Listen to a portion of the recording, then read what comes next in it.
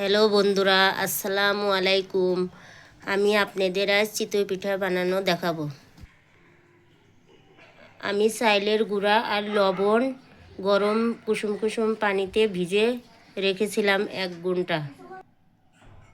এখন আমি আবার কুসুম গরম পানি দিয়ে এটা পাতলা করে নেব। বেশি পাতলাও করব না, বেশি ঘনও করব না।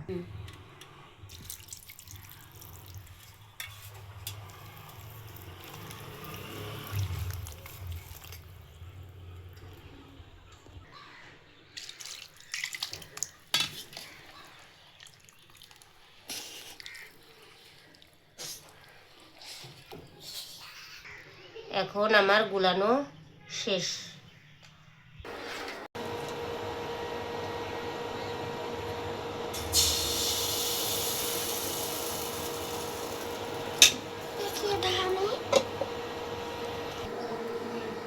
এখন আমি পিঠাটা তুলে নেব।